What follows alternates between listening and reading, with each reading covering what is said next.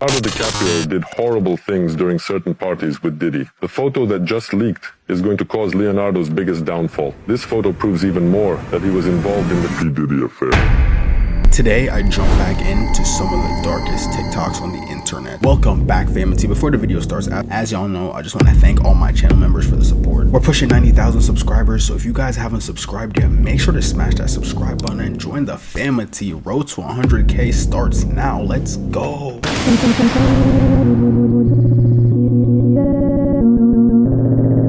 In my opinion, news agencies are very quick to say that things are a trend, but in this case, I think they are right because there are a lot of kids that are doing this and passing away because of it, so let this be a warning. This is another 2-image slideshow. The first image here shows a young man by the name of Daniel McGuire, a 14-year-old, and the second image shows a large collection of aerosol deodorants. For context, Daniel McGuire, a 14-year-old, recently just passed away on September 27th of 2025 after taking some huffs out of a deodorant can. Apparently, this is something that a lot of younger people have been doing lately. It's been referred to as fast gas, and huffing these fumes from deodorant is a way for them to get out of their right mind. And, you know, it's legal to buy deodorant. Sadly, this activity carries a lot of risks, and even doing this once can be enough to take your life. There are lots of younger kids that have passed from this, multiple stories, so don't do this. Even if you have a lot of friends at a party doing this, seriously, do not consider doing this. Just once is enough to put you under. Dude, nowadays, I feel like people just do anything to get, you know what I'm saying, get up there, bro, get elevated. Bro, if it's really that deep, like, you know what I'm saying, just hit the tree or just like take a sip of some wine, like, don't be inhaling deodorant. What if climbing a staircase could show you exactly how you're going to die? There's a place in Brazil, Indiana called the 100 Steps Cemetery, and it is supposed to be one of the most haunted graveyards in the entire Midwest. By day, it looks totally ordinary, just like a rural cemetery with an old stone staircase. But by night, people swear that something in the air changes. Some say that the steps don't even feel like stone anymore. They claim that they feel more like bone. The legend says that you have to go there at midnight and you start at the bottom of the staircase. You then have to count each of the 100 steps out loud as you climb. That's when you meet him at the very top, the ghostly Undertaker. He has no face, he just has a dark suit, and some people say that he points directly to your future grave. Others claim that he shows you a vision, exactly how you're going to die, and that once you've seen that vision, you cannot unsee it, and this drives you into total madness. You then have to go down the stairs, slowly counting each step again. And if your final count doesn't match with the 100 that you started with, the vision that you saw isn't just a warning. It is now locked in. And it will happen. Like, people say if you try to cheat, if you try skipping steps or cutting across the hill, a ghostly hand comes up from the ground and shoves you hard enough to leave a red handprint on your skin. People say that this handprint burns. It's like getting like a branding. People who have done this ritual talk about having nightmares. Others say that they see shadow figures moving through the gravestones long after they have left. The worst stories are about the people who said that their visions started bleeding into real life, exactly how they were shown by the Undertaker. Even skeptics can admit that there is something deeply wrong about this place, and police constantly have to patrol the area because so many thrill seekers come in. That's why they put up this sign that says closed from dusk to dawn. But locals claim that this land was cursed from the start, and this cemetery is built over top of unmarked graves and violent deaths. And maybe that's the reason why this ritual feels more dangerous than just your average ghost story. Would you try this game? Let me know and follow for more. I've always been curious how a mosquito can drill into your skin without you feeling a thing. It turns out what looks like a single needle is actually a complex kit of 6 different needles working together under a microscope. You can see the terrifying truth. 2 outer needles called maxillae have tiny teeth that saw through your skin like a steak knife. 2 other needles hold the tissue apart, opening the tunnel. Then 1 central needle, the labrum, hunts for a blood vessel to suck from. But the secret to the stealth lies in the 6th needle. This is a hypofurring X, and it's basically a spit tube. Before the mosquito takes a sip, it pumps saliva into you. This spit contains a chemical that numbs your nerves so you don't feel the scarring, and an anticoagulant to keep your blood from clotting. It's a perfect heist. By the time the numbing wears off, the mosquito is long gone. Your body realizes it's been tricked and sends an immune response to the sight, and that reaction is exactly why you get that itchy red bump. I don't know if it's just me, but every time a mosquito bites me, I can almost instantaneously feel it. Like, I'll just be chilling, I'm like, yo, what just pricked me? I look at just a motherfucker, I'm like, yo, Yo, this video should terrify you. You see, these kids were part of a messed up experiment and they had no idea what was happening. And the part that's really messed up is that the adults that were running it knew exactly what they were doing. So you see, they wanted to find out if kids stuttered because of the words that were spoken to them or if they were born with it. So in 1938, they walked into an orphanage and gathered up 22 children. Some of them stuttered, some of them didn't, but none of them knew that they were test subjects. Now here's where it starts to get dark. Some of the kids that stuttered were told that their speech was perfectly fine, while others were told that their speech was terrible and everybody could hear it. Even the kids that spoke perfectly well were split. Now half of them were praised and the other half was told that their speech was messed up. And you want to know what's really crazy? The kids that were told that they had a stutter even when they didn't, well, yo, they started to fall apart. Their grades dropped, and some of them even stopped talking and covered their faces in shame. Imagine, all of that trauma was caused by some words that they were told by these adults. And the damage never faded. In 2007, some of the participants got paid out almost $1 million because the psychological harm followed them for their entire lives. And this is exactly how people get programmed. One label, one lie, one moment. That's all it takes for your entire identity to be rewritten.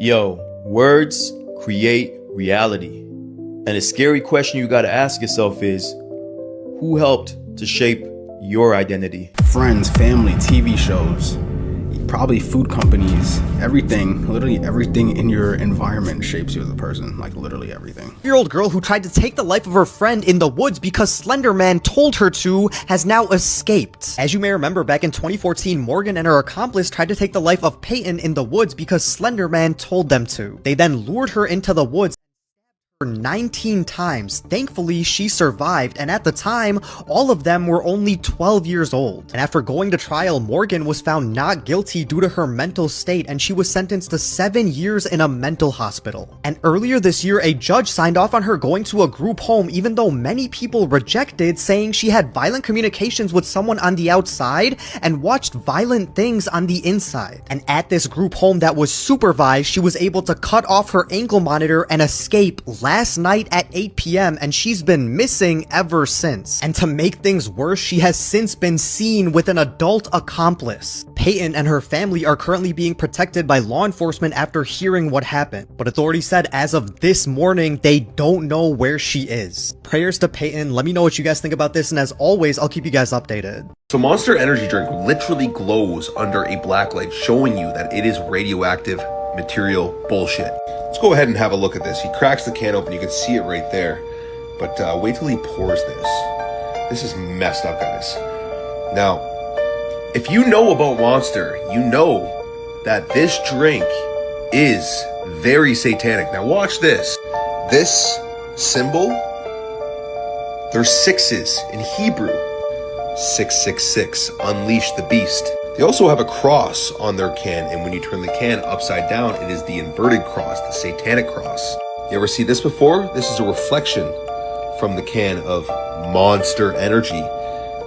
And you can see that there's some sort of message here, some sort of coded message, possibly and most probably in Hebrew. Yeah, guys, listen, stop drinking Monster Energy, poison, satanic, ritual drink. Okay, peace. Honestly, just any energy drink in general, in my opinion. If you really want to go like energy based, I'd say go with like coffee, maybe even like a ginger shot or two, like, you know, something that usually gets your energy naturally boosted. Leonardo DiCaprio did horrible things during certain parties with Diddy. The photo that just leaked is going to cause Leonardo's biggest downfall. This photo proves even more that he was involved in the P. Diddy affair. Diddy wasn't smart. He filmed all his parties at home. So after his arrest, a lot of photos and videos leaked, including the one with Leonardo and Diddy. where they're seen with several people in a bed doing something strange. The worst part is that Leonardo DiCaprio is hiding now. He left the United States more than 6 months ago and is living quietly in Italy and France. Even I'm disgusted. He's an incredible actor, but now we see his true face. Diddy said that Leonardo DiCaprio was his favorite guest at the Freak-Offs, especially since he never missed a party. So we can only imagine the horrors Leonardo may have committed during those nights. The files that have come out will destroy his career, that's for sure. It's only a matter of time. We thought he was untouchable, but this photo is proof that no one escapes the truth, not even the biggest stars. Soon, everyone will see Leonardo's true face, and there won't be any roles left for him in Hollywood. I don't think enough people talk about how absolutely insane Rasputin was. This dude went from being a homeless, creepy peasant to literally being best friends with the most powerful person in Russia. So Rasputin started as a peasant from a tiny town in Siberia until having a spiritual awakening and leaving his wife and children to go wander around Russia as a spiritual healer and mystic. Basically a glorified homeless guy who thought that he had magical powers. Well, he ends up meeting Nicholas II, the last emperor of Russia, and he's amused by Rasputin, so he invites him to live at the palace to entertain guests and his family, but he also uses him to ask about what the people are thinking about the empire and the gossip among the peasants. That would be like Trump hiring some random homeless guy from the street to live at the White House as an advisor. Anyways, Nicholas and his wife Alexandra have a son Alexei who's the only heir to the kingdom, and he's sick with a disease that has a high mortality rate in children. Now here's where it gets weird. Rasputin gets closer to the family and starts to actually heal people. Doctors back then couldn't explain it, and even now historians aren't even sure what happened, but Rasputin somehow miraculously cured Alexei of his disease. That made Nicholas and Alexandra love him even more, and when Nicholas is out fighting in World War I, Rasputin is buddies with Alexandra, telling her what policies to enact, having real political influence. Now this was a problem because everyone knew that Rasputin was literally crazy. He loved to flash people, run around naked,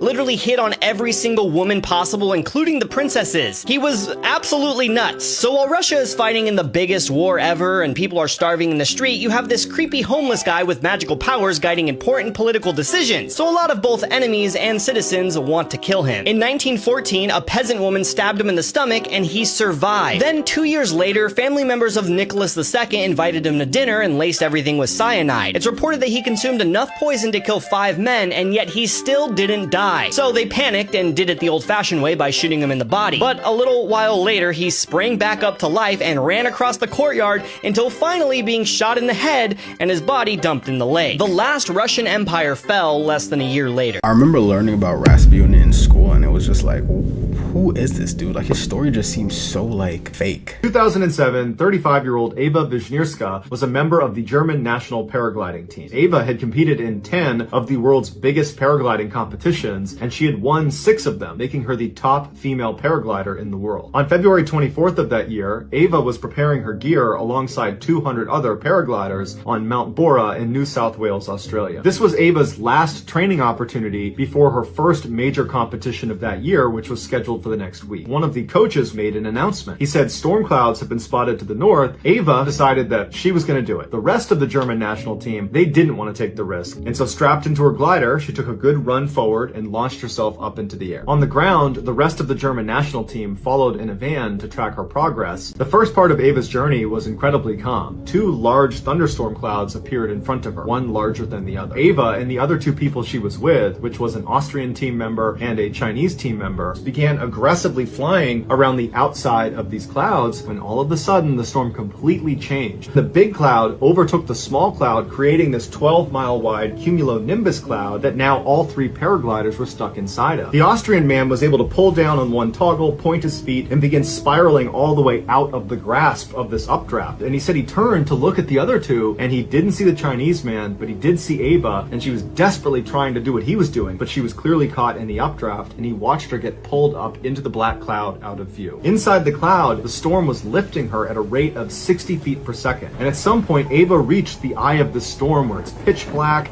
and the temperatures are freezing and hail balls the size of oranges are pelting her. And the updraft kept pulling her higher until she passed out from a lack of oxygen. And at some point, this updraft actually shot her up and out of the cloud. She was now in air that was 50 degrees below zero, which meant everything completely froze. But somehow, she didn't die. She just kept floating around above this storm cloud for 45 minutes. The ice on one side of the glider broke off, causing it to collapse, throwing her into a deadly free fall. She clears the storm, and then right after getting out from underneath it, her glider miraculously just opens back up again. And the jerking motion jolted her awake, and she was able to reach up and grab her toggles, and she was able to fly herself down to the ground, grabbed her radio, and she called her team. When they heard her voice, they could not believe she was alive, because the other paraglider, the guy from the Chinese national team, he unfortunately was struck by lightning and was killed. When they brought her to the hospital, they discovered that virtually nothing was wrong with her. She had some pretty bad bruises and cuts from the hail, and she had a little bit of frostbite on her face, but it was treatable. After leaving the hospital, she and her teammates went back to the launch site, and when they got there, she looked at her GPS. The screen showed she had reached an altitude of 32,634 feet. To put this in perspective, is the same altitude you fly at inside of a commercial jet. No human being had ever been that high, unprotected, and lived to tell the tale until Ava. Okay, this is cool. I'm in like a circle of mushrooms right now. I recently got sent a big map on the dark web with over 190,000 locations,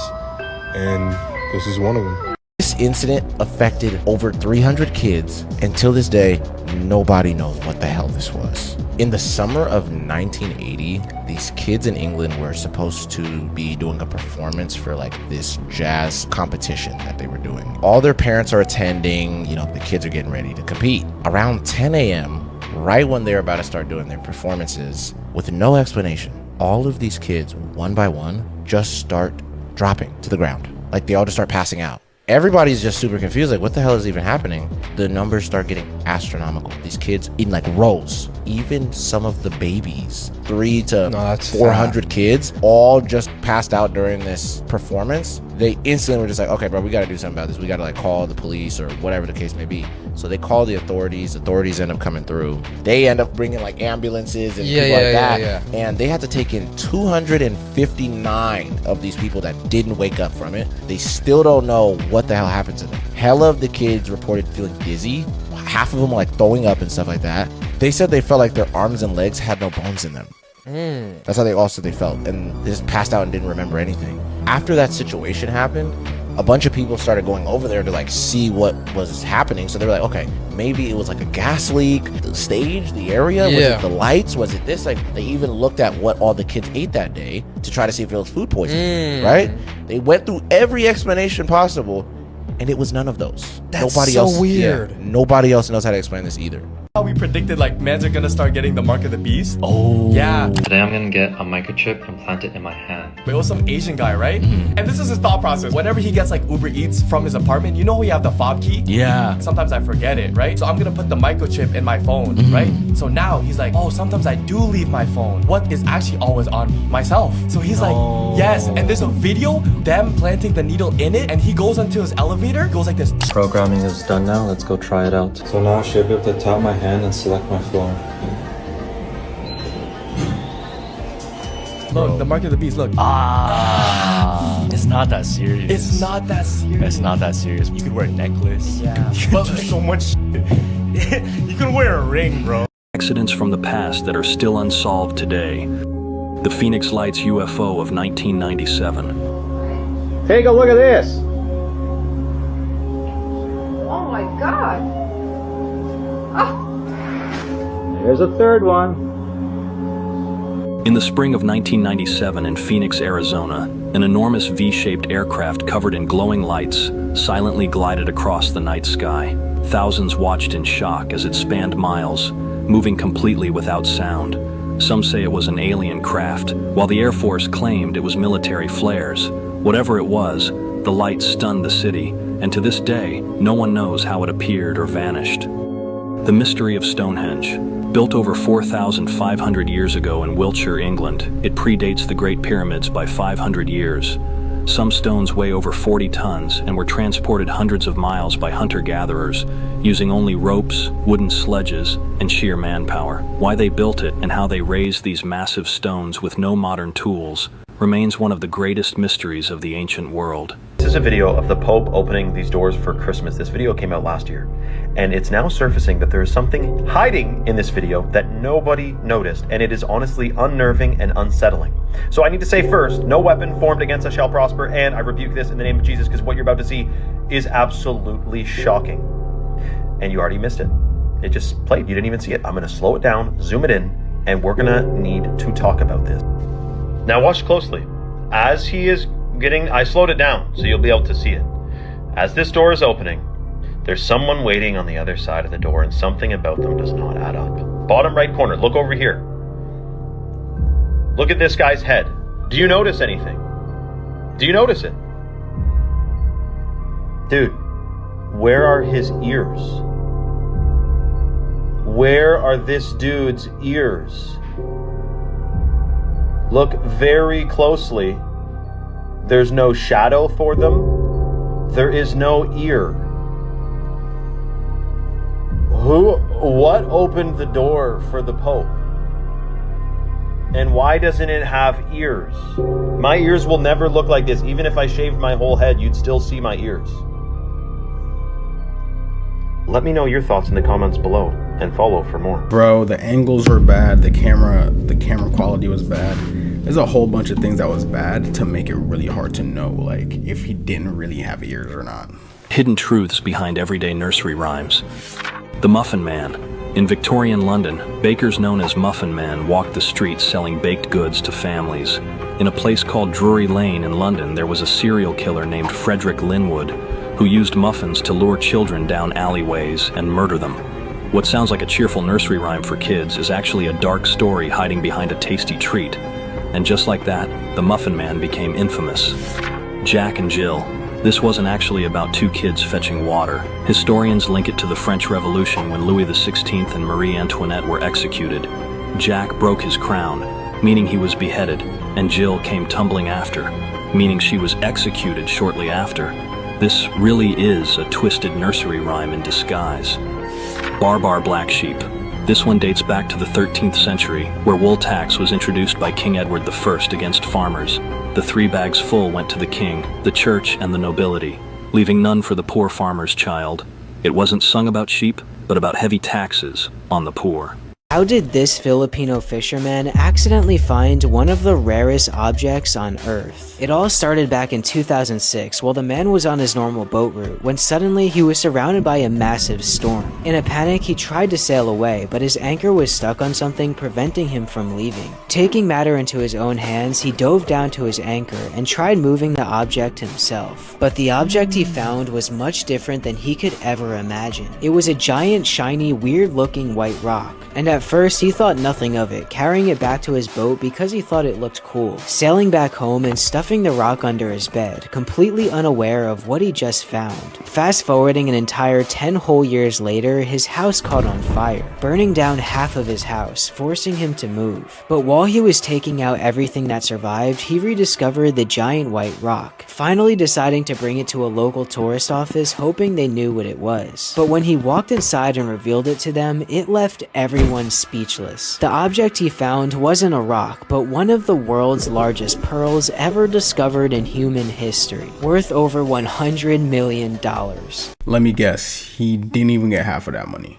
Have you heard of the Hexham Stoneheads? Two boys from this town in England called Hexham, they were digging up stuff in their backyard and they would find these stoneheads, super creepy, brought them into their house. Immediately they noticed something. They noticed strange activity, things falling off the shelf. No way. So the mother, she noticed a wolf-like creature appear before her. A wolf-like creature? Yeah, so like part wolf, part man. It wasn't just her, her daughter also noticed it and saw it. They wanted to get rid of it, so they gave it to this doctor. Her name is Dr. Ann Ross. She was a huge skeptic and she was an archaeologist, so she knew she could debunk this. Right. So she took in the stoneheads into her house. She noticed the wolf-like creature and her daughter also noticed it. No way. And she would also become like the biggest believer of this. It was about 6 feet high, slightly stooping, black, very dark fur. And it was half animal and half man. Something made me run after it. A thing I wouldn't normally have done, but I felt compelled to run after it. And then it disappeared towards the back of the house. And when I got to the bottom of the stairs, I was terrified. The day that the heads were removed from the house, since then, there hasn't been really a trace of it. So she donated the stoneheads to a museum, but the museum workers also noticed a wolf-like creature at the exhibit. Why does anyone still possess these things? So they ended up giving to experts to analyze it. And then a guy came out and said that he made them, and his name was Desmond Craigie, and he said that he lived in that house where the stoneheads were found, and he said that he just made them for his daughter. When experts told him to recreate it, they weren't really convinced. So there's a lot of debate whether this guy was telling the truth or not. But the strangest part is that these stoneheads ended up disappearing. So they were passed around people to analyze, right? And eventually this psychic would get his hands on it. No one knows who this guy was, but he would lose it. To this day, no one knows what happened to the stoneheads. So it's one of the strangest paranormal cases to come out of the UK. I run your simulation. Of course birds aren't real. Pigeons are just my spies. Have you ever seen a baby pigeon? I run your simulation. Of course we can watch it without you knowing. And we don't even need a camera to do it. It's called remote viewing. It's like spectator mode in Call of Duty. I run your simulation. Of course when new things happen, you can watch it on The Simpsons from episodes 20 years ago. I wrote The Simpsons before I wrote this code. I run your simulation. Of course I spray chemtrails in the sky. This planet is just getting too much sun. I need to block it. Otherwise my skills get itchy. I run your simulation. Now you really think we went to the moon but only explored 12% of the ocean? Wake up, man. You're losing it. I run your simulation. Of course you experienced deja vu. You just had to rewrite something in the code. Had to reboot or whatever. I run your simulation. Of course a psychic isn't gonna tell you that you're in a simulation. They work for me. They make it feel real. I run your simulation. Of course there's a bunch of NPCs out here. You really think God got time to make 8 billion souls? We've been making bootleg people for a while now. I run your simulation. Of course all the celebrities have doppelgangers from different timelines. We're recycling them. If you loved them in 1920, you're gonna love them in 2025. Wait till we bring back Cleopatra. I run your simulation. Of course you have to read everything backwards to get the truth. I'm literally lying to you. You don't have thalassophobia, I'm gonna give it to you right now. Part infinity of why the ocean is terrifying. We're not even gonna talk about the spiritual part anymore. We're just gonna talk about the facts. These scientific facts, since y'all love science so much. Before we get into the tea, make sure that you guys follow my backup TikTok and my YouTube, just in case this one gets banned. Did y'all know that there are black holes in the ocean called eddies that can last for months and even years? I gotta bring out the Chuck Bass eyes for y'all to understand. Years. Do y'all like black holes? Where does it lead? What's in there? Why does it last for years? And it can be up to 150 kilometers. Look up how big that is. Please look up how big that is. The fact that there is so much going on in the ocean that we don't know about, that we are purposely being kept in the dark about. Let's talk about the 1970s. In the 1970s, the Navy put sensors on the ocean floor to try to be able to detect things like submarines and other equipment. They found that there are not only structures in the ocean, but things resembling UFOs that travel at lightning speed on the ocean floor. This was in the 1970s. And of course, y'all remember Congress just talking about there's a presence in the ocean, UAPs. This is old news, but they're trying to present it as new news. I promise you there's more than that 5% of the ocean discovered. They just have not told us about it yet. Oh yeah, TikTok, this is for entertainment purposes only, none of it's true. Also, just whole other topic. Did you know that if you were to fall off a cruise ship or any kind of ship in the middle of the ocean and stay in that ocean for 3 days, the salt water would start to molt your skin off your bones? Yeah. Have y'all heard of Point Nemo? The farthest you can possibly be from land. And do y'all know about the fact that NASA dumps space equipment in Point Nemo? I'm gonna tell you something right now. I truly believe that there's something else going on at Point Nemo, not just space junk dumping. Out of all the places, why would you choose there to dump space junk? Another point, can y'all actually sit down and try to think about how many corpses are just in the ocean? Like throughout history, how many people have been dumped in the ocean? Do y'all remember how the slaves chose the sea and they would jump into their death? Like, just imagine when you're at the beach. I want you to think about that. While you're at it, I want you to look up Sauce 90. And I know we're getting back to the spiritual part of it, but I want you to look up Sauce 90 and look at his siren videos. I know for a fact that this dude has come in contact with sirens, because ain't no way, like, those videos will send chills down my spine at any moment. Long story short, y'all asking me, oh, is space or the ocean more terrifying? You really have to ask that question. This is exactly why you won't find me in the ocean more than knee deep. That's maybe even ankle deep. Knee deep is on a good day. Okay? As always, y'all, make sure you like and follow and comment down below what you think. Who actually uses 4chan and why is it Taylor Swift? There's a theory on the internet that Taylor Swift was an active user of 4chan in the early 2010s. This is allegedly one of her first posts on the site hinting towards that. On December 18th, 2011, an anon makes a post writing, "Hi/B, I am one of the 50 most famous people on the planet. Ask me anything except my name." They also add, "I'm famous for being an entertainer. As far as that stat goes, I'm being conservative. The numbers suggest that I'm doing much better than top 50. People would start digging and eventually find this post made in 2009 that simply reads, "Hi/B, I'm feeling down. Please make me smile." Now clearly in the attached photograph, the girl has blonde hair and it looks like she's sitting on a black couch with wooden shutters behind her. And what do you know, in a YouTube video, Taylor Swift is seen with the exact same background. This could easily be a coincidence. I don't think wooden shutters or black sofas are rare, but it is kind of funny how similar these two spots look. Then on December 28th, 2011, this picture was posted to 4chan. This user writes on their tablet, "Sup/B, nothing quite like a freezing cold, wintry beach." And later that day, Taylor tweets the exact same thing, "Nothing quite like a freezing cold, wintry beach." But the strongest piece of evidence for this theory, in my opinion, is this post made on November 6th, 2011.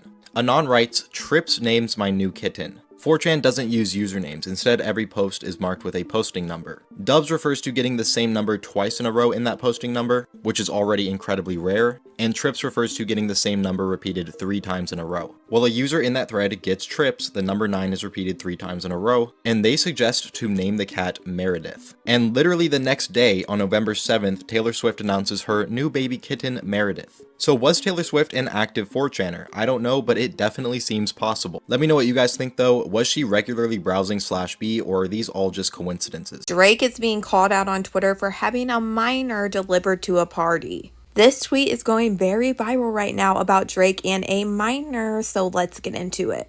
In this tweet, they are sharing information about this woman who says on July 22nd of 2023, she got invited to Drake's after party. And she said, "I'm never questioning how hot I am ever again, getting invited to Drake's after party." And then she would post this photo with the OVO bracelet on and said after party vibes, when you legit hug Drake and hold hands and you had a whole combo. And you know how the internet be pulling them receipts. Well, they brought up this woman's profile on Instagram. And from pulling all of these receipts, they found out that this girl was only a junior in high school when she was at Drake's after party, because she didn't graduate high school until a whole year later on July 5th of 2024. And this Twitter thread has so much information, they even pulled the event that was happening before Drake had this private after party, and it was at Sneaky D's, and it was a dance party, but you had to be 19 years or older just to go to this. And then they pulled the same receipts of Drake having this after party after this event, the same night that this girl is saying that she was invited to the Drake after party. And they are alleging in this Twitter thread that Drake wanted this girl hand delivered to the after party because one of these OVO stan accounts said, "Sir, Sarah Heed," which is the same woman, "is in the after party. She sent me a message and I sent them to you." But this, y'all have to understand, Kendrick said what he said for a reason, and honestly, I don't think this is anything that Drake will ever be able to live down. But y'all let me know what you guys think about all this in the comments. Trying to strike a chord, and it's probably minor. Disney tells us that mermaids are thoughtful, beautiful creatures, but the Book of Enoch tells us a far more sinister history. On my channel, we have been diving into this alleged lost book of the Bible that was discovered in the Dead Sea Scrolls, but for some reason is not included in the canon Bible that we know today. Many people say it's because it has knowledge that we were never intended to know. For example, who are mermaids? Where did they come from? Are they good or are they evil? The answer, according to the Book of Enoch, because I know how y'all like to tussle. If you can see it, I have the book and I'm reading it. Sirens are actually the mothers of demons. So essentially they're real, but they're evil. Long story short, a long time ago, 200 angels rebelled against God and heaven and decided to procreate with the mortal women that were on earth. And from these mortal women came a cursed species of giants that ate up all of humans' resources on earth and then started to consume humans themselves. And when they got to be hungry enough, they even started to eat each other, becoming cannibalistic and doing vile things here on earth. These events led up to Noah's flood because God said enough is enough. Now during this flood is when Noah had built the ark and him and his family escaped, but the Nephilim were not so lucky. They drowned in the water, but it wasn't the end for them. What if I were to tell you that the demons that we know today are actually the disembodied spirits of the Nephilim, aka the giants, roaming the earth seeking what souls that they can devour, and that's where the whole ghosts having unfinished business came from. Now, those fallen angels that rebelled were punished by God and put in shackles. 4 of those fallen angels are actually now chained under the Euphrates River, and in Revelations, the last book of the Bible, it is said that they will be let out and they will unalive 1/3 of the population during the time of judgment. So now let's get into the nitty-gritty when it comes to the mothers of demons. You probably understand now why they are called that, but you'll ask yourself, okay, so the Nephilim got punished, the fallen angels got punished, but what about the women? The women were actually cursed to roam the sea until their final day of judgment. And this is why throughout history, we can see so many versions of Siren, because they've been around since the dawn of time. However, the media wants to desensitize us and make us think that mermaids are just wanting to be part of our world, collecting thingamabobs under the sea. That's not the case. And if you're still questioning whether or not sirens exist, just think to yourself that only 5% of the ocean is discovered. Who are we to say that we're the only ones living here? I mean, if you just look at history, mythology, you will see so many times that sirens rear their ugly head up from that water in so many different countries. You see them in Slavic folklore called the Rusalkas. You see them in African folklore called Mamiwata. You see them in Inuit folklore called the Kalupalik. They take many forms, but best believe none of those forms look like Ariel from The Little Mermaid. I hope this answered your question. I can definitely do a part 2 diving deeper into what I'm reading in the Book of Enoch. I always like to cross-check it with the Bible because I do not read the Book of Enoch as scripture. I read it as history, if that makes sense.